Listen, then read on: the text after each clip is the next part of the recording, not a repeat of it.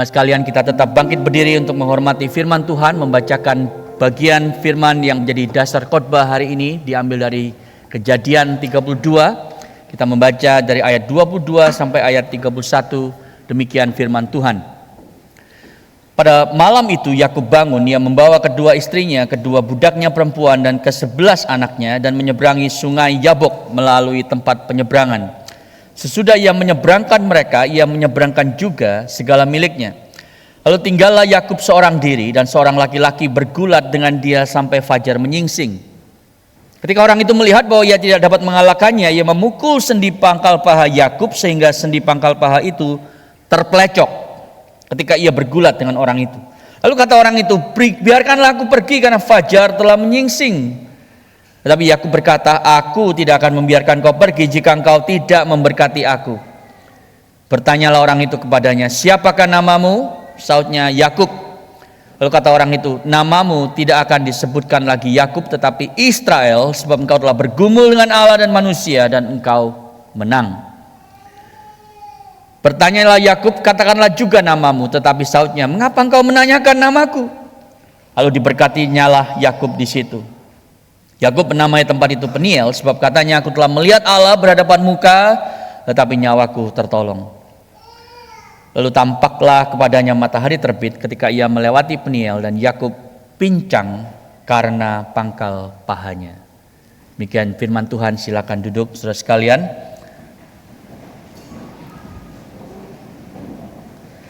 Saya mengucapkan selamat datang kepada setiap Anda di ICC Melbourne, secara khusus Anda yang baru pertama kali hadir di ibadah kami. Welcome dan thank you for coming.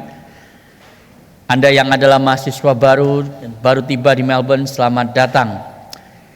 Saudara, kita berada di dalam seri khotbah Injil dan doa yang berani, The Gospel and Bold Prayers. Dan hari ini kita melihat satu passage di Perjanjian Lama yang agak aneh. Kalau Anda sudah lama menjadi orang Kristen, mungkin Anda pernah membaca kisah ini. Tapi kalau belum, saudara, saya akan memberikan 3 poin untuk menolong kita memahami bagian ini dan bagaimana itu relevan dengan Anda dan saya. Mari kita melihat 3 poin di dalam teks ini, yaitu yang pertama, wrestling with God. Bolehkah dibantu untuk slide-nya? Ya, yang pertama adalah wrestling with God alone. Saudara, yang menjadi menarik di dalam bagian ini adalah kalau Anda tahu kisah hidupnya Yakub. Ada yang namanya Yakub di sini? Nggak ada ya? Biasanya ada selalu, nggak ada ya di sini. Oke. Nah, saudara tahu arti nama Yakub? Arti nama Yakub, kalau Anda melihat dari Kejadian 25 sampai 32, ya itu adalah kisah Yakub, saudara. Arti nama dia itu sebenarnya adalah tumit. Dan dia itu punya saudara kembar, dia nomor 2. Kenapa nomor 2? Bedanya sangat sedikit, 0,000 sekian detik gitu ya. Tumit karena dia itu begitu keluar dari kandungan ibunya, dia langsung katanya itu hendak memegangi tumitnya kakaknya, yaitu Esau.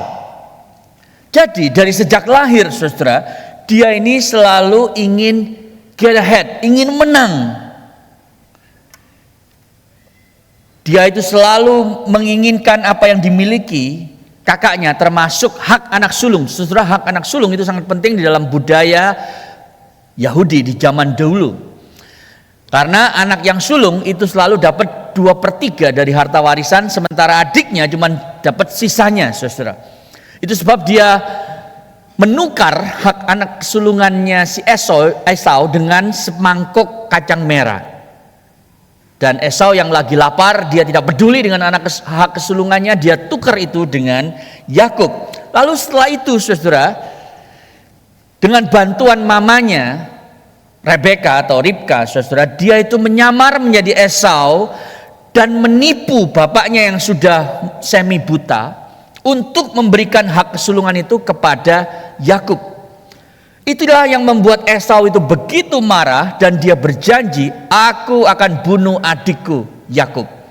Sehingga saudara, Kalau Anda membaca Kejadian 28, 29 dan seterusnya, si Yakub ini berada di dalam pelarian seumur hidupnya untuk menghindari Esau yang sangat buas ingin membunuh Yakub. Lalu si Yakub ini lari ke tempat omnya si Laban, dan dia ditipu oleh Laban. Sebelum bisa kawin dengan anaknya, saudara, dia harus kerja 14 tahun. Nah, Kejadian 32 itu terjadi 20 tahun setelah dia menipu Ishak, papanya.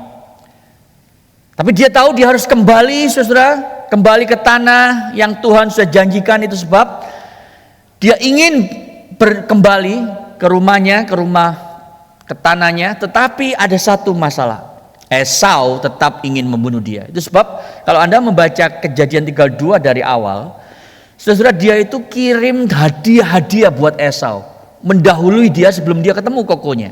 Masalahnya, kokonya itu bawa 400 pasukan untuk membumi hanguskan adiknya. Dan di tengah-tengah itulah kita membaca 32 tadi, ayat yang ke-22 sampai 31.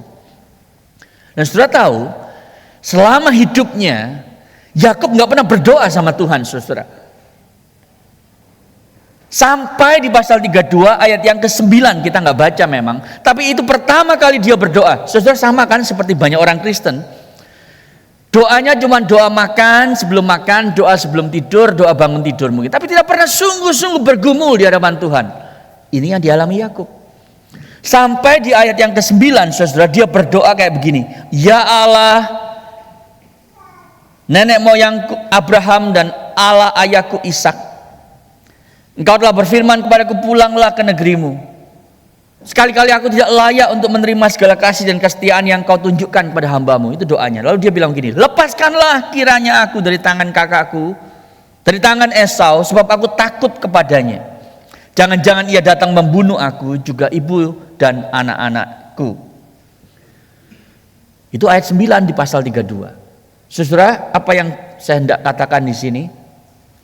Krisis hidup itu membawa Yakub datang kepada Tuhan. Dan seringkali, saudara, memang dibutuhkan krisis untuk kita itu sungguh-sungguh datang kepada Tuhan dengan serius. Bukan asal-asalan, tetapi dengan serius. Saya ingin tanya kepada Anda semua yang duduk di bawah, di tengah, di atas, kapan Anda sungguh-sungguh cari Tuhan sih sebetulnya? Apakah pada waktu hidup kita itu sedang sejahtera, bahagia, aman dan lancar? Waktu kita itu mengalami Hakuna Matata, gitu ya. Tahu ya artinya ya? It's a life philosophy yang nggak ada worry, nggak ada masalah. Hidup itu indah. Itu Hakuna Matata. Apakah waktu seperti itu, saudara, kita cari Tuhan? Enggak. Justru waktu hidup kita itu aman dan tentram, kita lupa Tuhan. Kapan kita sungguh-sungguh cari Tuhan? Waktu kita itu berhasil dalam studi? Enggak, saudara. Waktu Anda gagal dalam exam, baru Anda cari Tuhan. Apakah Anda cari Tuhan pada waktu Anda itu bisnisnya sukses? Enggak. Tapi pada waktu Anda dihianati oleh bisnis partner, baru Anda cari Tuhan. Apakah Anda cari Tuhan pada waktu Anda itu jatuh cinta? No.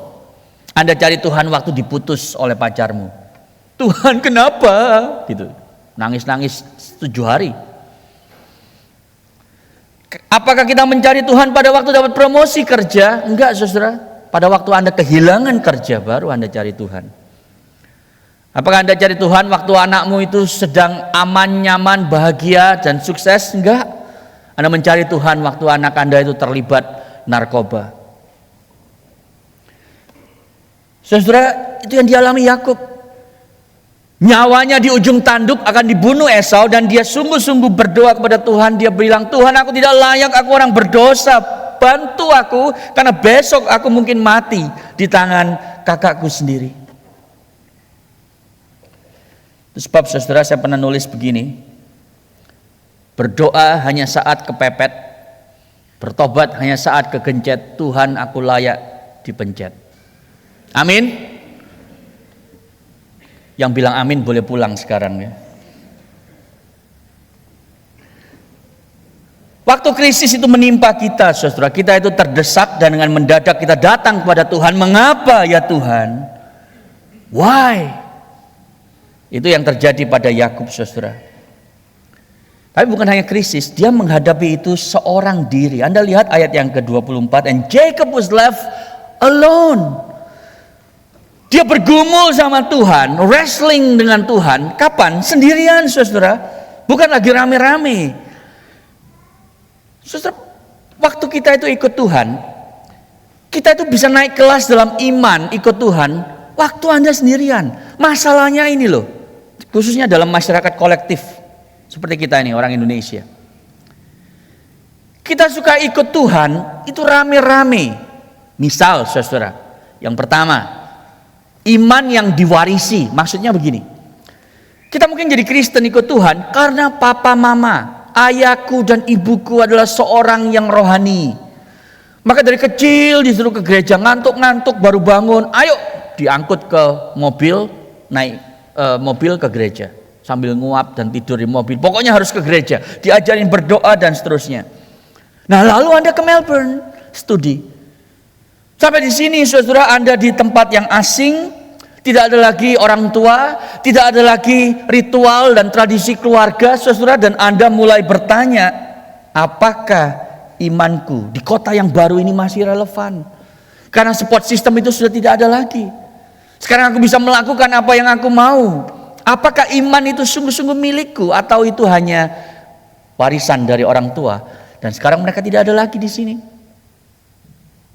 Atau skenario yang kedua, saudara, the community faith. Mungkin Anda sudah ada di gereja ini atau di gereja lain misalnya.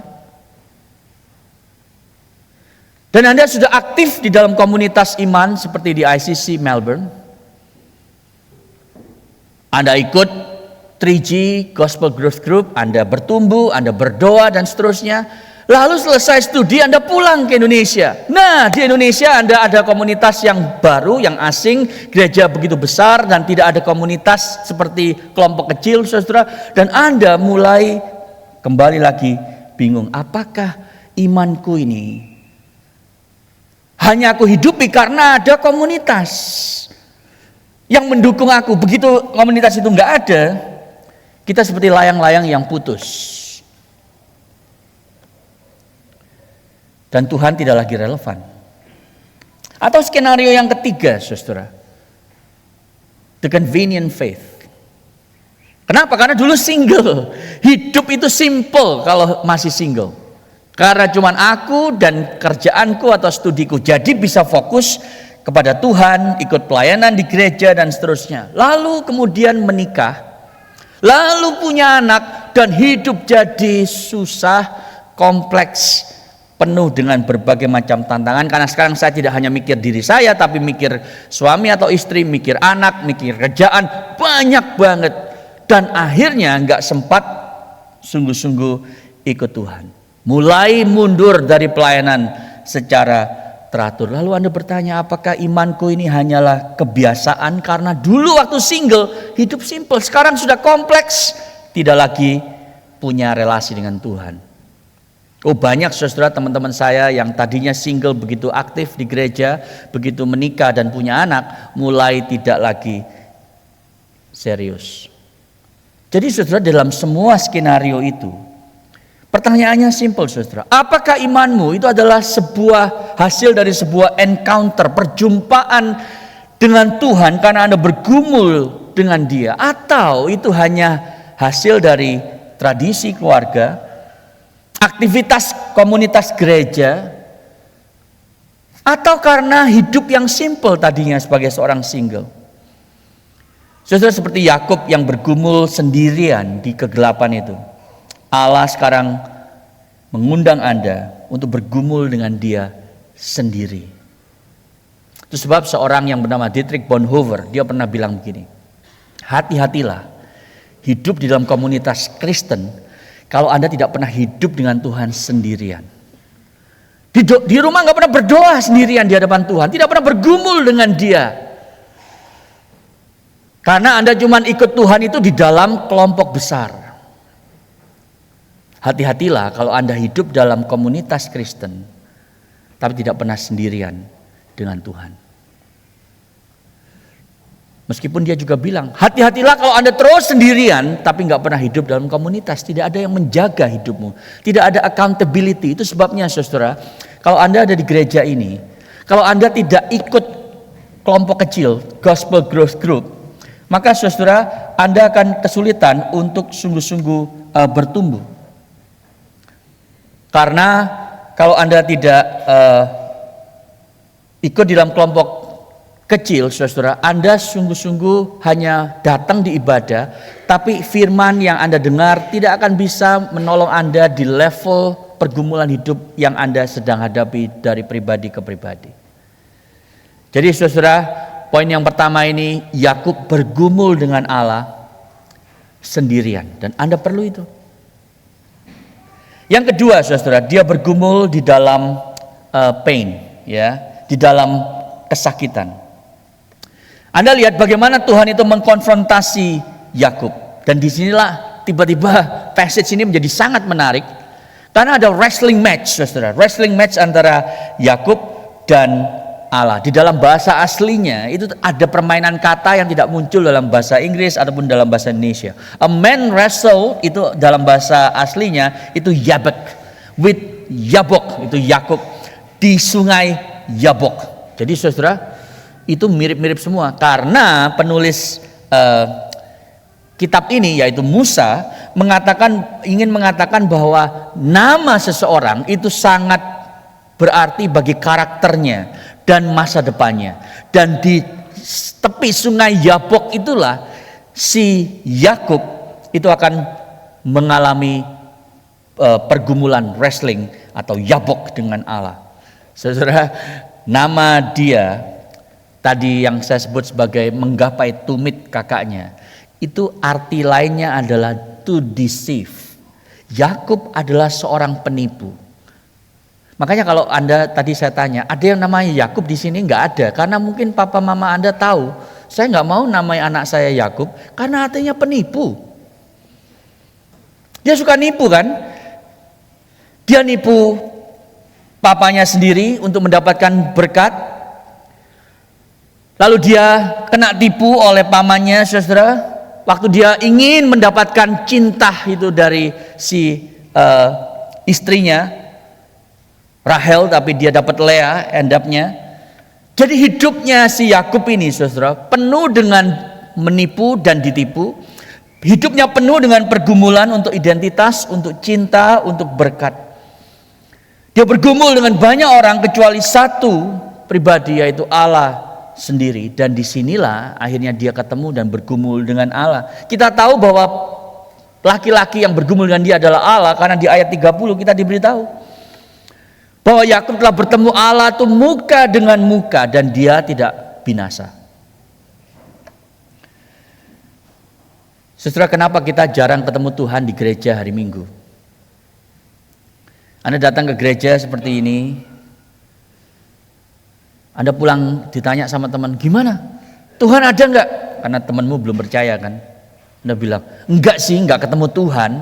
Cuma ketemu banyak orang-orang Kristen yang kayaknya itu gimana ya, kurang menyenangkan gitu. Kenapa saudara? Karena memang Anda lebih mungkin ketemu Tuhan di dalam kesulitan. Waktu Anda kehilangan kerjaan, waktu Anda diputus pacar, waktu anak Anda sakit, waktu sahabat Anda itu mengkhianati Anda. Anda lebih mungkin ketemu Tuhan di rumah sakit daripada di gereja. Bukan karena Tuhan itu tidak hadir di gereja, saudara, dia ada di sini.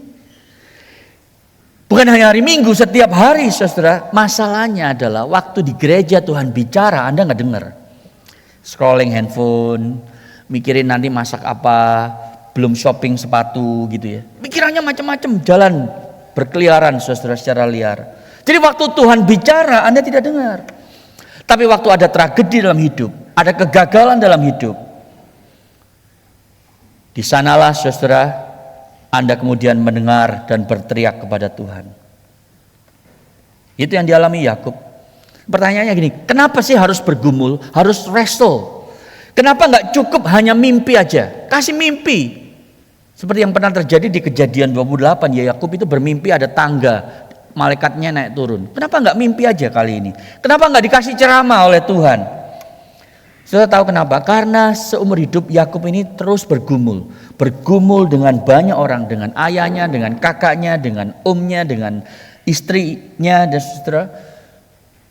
Kecuali satu hal, yaitu dengan Tuhan sendiri. Itu sebabnya sekarang Tuhan berkata kepada dia seakan-akan, kalau engkau ingin berkat, Yakub, kalau engkau ingin identitas, berhenti menipu orang. Sekarang kau bergumullah dengan aku. Saudara, itu sebabnya waktu dia berhadapan dengan Tuhan, dia mengalami pain yang mengubah identitasnya. Ini sebuah crucible experience. Anda lihat di ayat 25 tadi di sana. Saya terjemahkan dalam bahasa Indonesia, dalam bahasa Alkitab LAI. Ketika orang itu melihat bahwa ia tidak dapat mengalahkannya, ia memukul sendi pangkal paha Yakub sehingga sendi pangkal paha itu terplecok ketika ia bergulat. Sudah tahu sendi pangkal paha itu apa sih?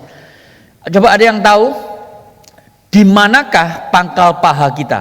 Di mana, saudara, di tubuh kita? Bukan di sini, ya, ini namanya ubun-ubun, bukan pangkal paha. Bukan di sini, ini namanya tumit, ya.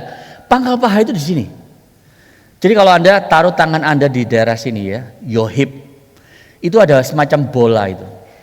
Nah, saudara, untuk supaya ini terplecok, itu perlu kekuatan yang besar sekali.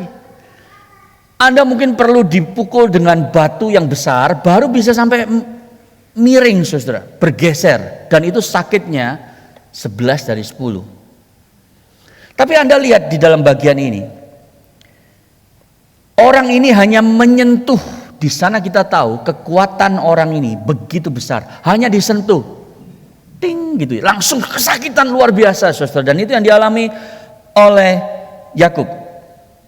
Dan tentu Tuhan itu bisa mengalahkan dia instantly. Tapi ternyata bukan itu, saudara. Saya masih ingat waktu anak saya kecil, ini ilustrasi, ya. Si Calvin itu suka wrestle, ya, di atas ranjang sama saya. Nah, saudara, waktu dia masih kecil, sekarang sih udah gede, ya, dia lebih gede dari saya. Tapi dulu dia waktu masih kecil, umur 3, umur 4 gitu, ya. Waktu saya wrestle nggak mungkin saya pakai seluruh kekuatan tubuh saya, karena dia bisa kegencet. Itu nggak bisa nafas, gitu, ya. Nggak mungkin kan, sebagai papa yang genah, saudara, saya akan tidak memakai seluruh kekuatan saya waktu saya tuh wrestle sama dia. Itu yang Allah lakukan dengan Yakub. Tapi kemudian dia itu membuat Yakub lumpuh, limping seumur hidupnya hanya dengan satu sentuhan. Dan Yakub itu dia lumpuh, jalannya pincang, saudara, seumur hidupnya. Lalu matahari terbit, dan tentu tidak ada orang yang bisa melihat Allah kemudian tidak binasa. Itu sebab Tuhan Allah berkata kepada si Yakub ini, lepaskan aku, karena fajar akan menyingsing dan kau akan binasa kalau melihat wajahku. Tetapi Yakub, saudara, dia pegang orang itu erat-erat karena sekarang dia tahu, dia sadar orang ini luar biasa, cuma disentuh aku langsung kesakitan. Dia adalah Allah sendiri. Itu sebab dia bilang begini, aku meskipun mati tidak akan mau melepaskanmu. Engkaulah yang selama ini aku cari. Selama ini aku mencari cinta, aku mencari berkat melalui Ishak, melalui Rahel, melalui kekayaan, melalui tipu daya. Sekarang aku tahu yang aku cari adalah engkau sendiri, dan aku tidak akan melepas engkau apapun harganya.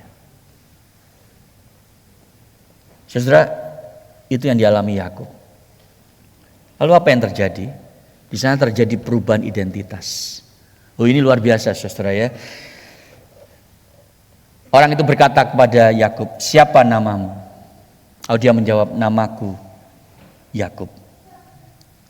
Anda baca ini mungkin Anda pikir, oh ya, so what gitu kan. Coba Anda pikirkan sebentar. Waktu Allah nanya, siapa namamu? Apakah sungguh dia nggak tahu nama Yakub? Ya tahulah.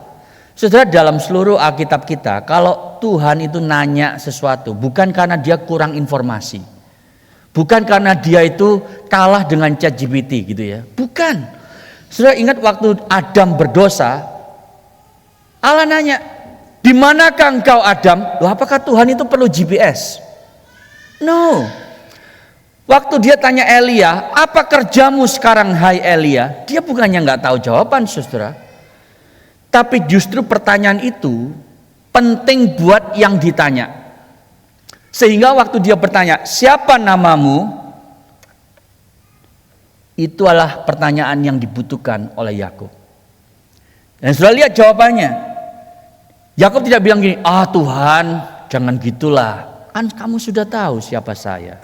Enggak, saudara. Dia nggak bilang, Tuhan tidak ada yang tersembunyi di hadapanmu. No. Dia langsung menjawab, saya Yakub. Saudara tahu artinya apa? Dia sedang bilang, akulah penipu. Akulah orang yang sering menipu orang lain. Aku ingin menggapai dambaan hatiku. Jadi waktu dia bilang, namaku Yakub, itu sebuah pengakuan dosa. Dia mengaku dosa, saudara, yang begitu jujur. Dia mengatakan, itulah diriku, aku ini hanya seorang penipu, seorang manipulator. Anda tahu di Kejadian 28, dia sudah pernah bertemu Allah, tapi ketemunya cuma asal-asalan, dia tidak berubah, saudara. Baru di Kejadian 32 ini, dia wrestle with God sebelum ketemu Esau, dan di sanalah dia diubahkan. Saya ingin tanya kepada Anda, mungkinkah ini juga terjadi dalam hidup kita? Anda sudah lama ke gereja, sudah lama jadi orang Kristen, tapi nggak ada perubahan yang signifikan dalam iman Anda. Kenapa, saudara? Karena Anda belum sampai kepada titik di mana Anda itu membuka topeng di hadapan Tuhan, berkata, inilah aku ya Tuhan, the real me, the naked me. Yang orang lain mungkin gak tahu Tuhan, tapi Engkau tahu. Saya ingin tanya kepada Anda, apakah Anda pernah mengalami kebenaran ini? God wounds not to destroy you, but to reveal you and to remake you. Allah itu melukai Anda bukan untuk menghancurkan Anda, tetapi untuk menyatakan siapa diri Anda sebenarnya. Dan mengubahkan Anda, melahirbarukan Anda, memberi Anda identitas yang baru. Jadi hari ini kalau Allah bertanya kepada Anda, siapa namamu? Siapa namamu? Siapa namamu? Siapa namamu? Anda jawabnya apa? Mungkin sebagian dari Anda akan berkata, nama saya adalah serakah. Saya orang yang serakah karena saya selalu ingin mengejar sukses, mengejar kekayaan. Itu sebab saya sekolah di Melbourne, saya mau jadi orang kaya, jadi milioner sebelum saya umur 30. Itulah saya, nama saya serakah. Oh tentu orang lain gak tahu, tapi itu basically saya. Itu sebabnya saya itu ambil kerjaan ini, ambil kerjaan itu, supaya saya jadi orang kaya. Dan tidak ada yang akan memandang remeh siapa saya. That's who I am. My name is great. Atau ada dari saudara yang mengatakan, nama saya itu sebetulnya adalah self-reliant. Saya mau mengandalkan diri saya sendiri. Saya ingin menjadi orang yang sangat pede. Sebetulnya saya gak perlu Tuhan. Tapi ini karena disuruh papa mama untuk ke gereja dari kecil, makanya saya ke gereja. Tapi sebetulnya Tuhan itu hanya konsultan bagi saya. Saya yang buat keputusan. Kalau perlu baru cari Tuhan. Tapi sebelumnya saya yang buat keputusan. Nama saya adalah self-reliant. Atau Anda berkata, nama saya sebetulnya adalah hidden sorrow. Maksudnya apa? Oh saya suka senyum, ketawa, hahaha di depan orang. Tapi dalam diri saya, dalam hati saya itu merana. Saya penuh dengan kepahitan. Saya penuh dengan kekecewaan, dikecewakan orang tua, dikecewakan gereja, dikecewakan teman. Itulah saya sebetulnya. Tidak ada orang yang tahu. Saudara, hari ini kalau Tuhan bertanya, apa jawabanmu? Who are you? What is your name? Tuhan bertanya, saudara. Dia ingin mengubah Anda. Sama seperti dia telah mengubah Yakub. Tuhan bilang pada Yakub, namamu mulai hari ini tidak lagi Yakub, namamu adalah Israel. Sebab engkau telah bergumul melawan Allah dan manusia dan engkau menang. Atau lebih tepatnya, engkau kuizinkan untuk menang. Saudara, maukah Anda mengalami itu? Datang kepada Tuhan. Dan mungkin Anda bisa bertanya, saudara, tapi Tuhan gak adil kan? Ini Yakub ini orang yang brengsek Tuhan. Mestinya dia dihukum. Bukan hanya dia pangkal pahanya sakit, tapi binasa. Saudara, kenapa dia tidak binasa? Abraham, Ishak, nenek moyangnya si Yakub. Oh, mereka orang-orang yang taat, saudara. Tapi Yakub ini orang yang brengsek, yang manipulatif, yang tidak layak untuk diampuni Tuhan. Apalagi diperbarui, mendapat nama baru dan seterusnya. Gak adil Tuhan. Saudara tahu, karena keadilan Allah itu tidak dijatuhkan pada Yakub, tapi dijatuhkan pada seorang yang lain yang juga bergumul dengan Allah. Bukan di tepi sungai, tetapi di sebuah bukit. 1000 tahun kemudian, dalam kegelapan yang sama ada orang lain yang wrestle with God. Tetapi beda dengan Yakub yang nyawanya itu diselamatkan oleh Allah, nyawa dia tidak diselamatkan. Yesus di atas kayu salib itu, saudara, dialah yang menerima segala hukuman Allah. Jesus Christ is the true and better Jacob. Dialah Yakub yang sejati dan Yakub yang jauh lebih baik, saudara. Nabi Yesaya bilang begini, dia ditikam karena pemberontakan kita. He was pierced for our transgressions. He was crushed for our iniquities. Hukuman yang seharusnya ditimpakan kepada kita itu ada pada dia. Dan oleh bilur-bilurnya kita sembuh. Di atas salib itu Yesus yang harus dihukum karena dosa-dosa kita. Semua kebohongan kita, semua topeng kita, semua arogansi kita itu jatuh di atas dia. Supaya Anda dan saya ketika datang bergumul dengan Allah tidak dihancurkan oleh Allah, tetapi Anda diampuni dan Anda diperbarui. Saudara, karena Yesus, Tuhan tidak hanya memberi Anda nama baru, tetapi Anda diberikan hak sebagai anak-anak Allah. Dan itu yang kita rayakan sebentar di dalam meja perjamuan. Tapi saya ingin menutup khotbah ini dengan 2 challenges, dengan 2 tantangan kepada Anda. Yang pertama, bagi Anda yang belum Kristen, yang belum sungguh-sungguh percaya kepada Tuhan, saudara ketahuilah, Tuhan akan melakukan segala cara untuk membawa Anda ketemu Dia one on one, alone in the dark. Tuhan akan pakai segala sesuatu yang Anda butuhkan supaya Anda itu terpojok sendirian dan berhadapan dengan Allah secara pribadi. Bukan lagi iman yang karena orang tua Anda, bukan karena komunitas Anda, bukan karena convenient dulu, no. Tetapi Anda sendirian, Anda dan dosa-dosa Anda di hadapan Tuhan. Tidak ada lagi topeng, tidak ada lagi pura-pura, tidak ada lagi lari dari Tuhan. Anda sudah ada di corner itu bersama dengan Dia. Dan untuk itu mungkin Tuhan akan mendatangkan krisis dalam hidup Anda, masalah yang berat.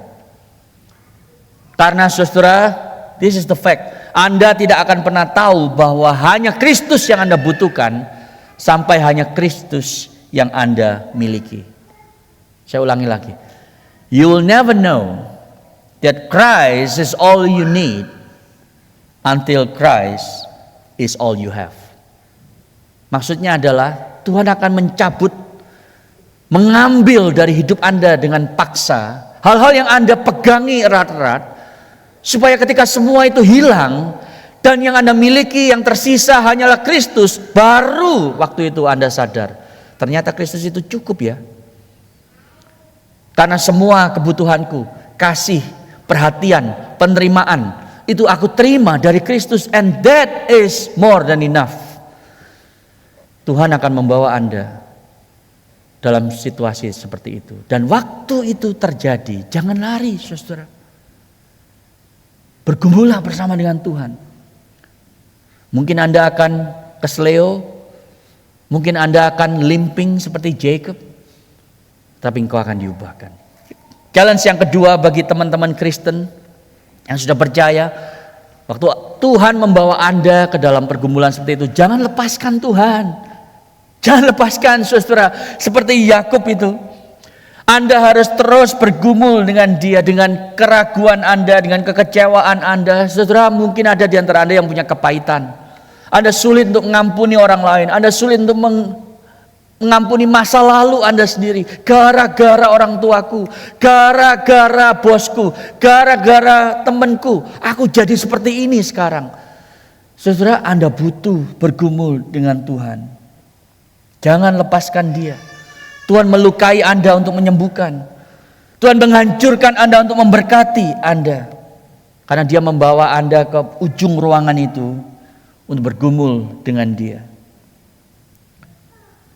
Mungkin Anda akan keluar dari ruangan itu pincang, tetapi identitas Anda akan diperbarui oleh Tuhan. Saudara, Tuhan tidak mengubah masa lalumu dengan membuatmu lebih kuat. Tapi Tuhan mengubah masa lalumu dengan membuatmu lemah. Jadi mari kita belajar berdoa. Tuhan, lakukan segala sesuatu yang perlu. Bahkan kalau perlu melukaiku, mematahkanku. Dan tolong aku untuk tidak melepaskanmu saat identitasku diperbarui dalam Kristus. Sebab saudara, jika Anda memiliki Kristus, tidak ada satupun di dunia ini yang berarti. Dan jika engkau memiliki Kristus, tidak ada yang lain di dunia ini yang lebih berarti. Saya ulangi lagi. Jika Anda tidak memiliki Kristus, tidak ada satupun di dunia ini yang akan berarti bagimu. Tapi jika engkau memiliki Kristus, tidak ada hal yang lain di dunia ini yang lebih berarti dibanding Kristus. Maka saudara datang kepadanya. Maka saudara datang ke meja perjamuan ini. Mari kita tunduk kepala, kita berdoa. Bapa di surga,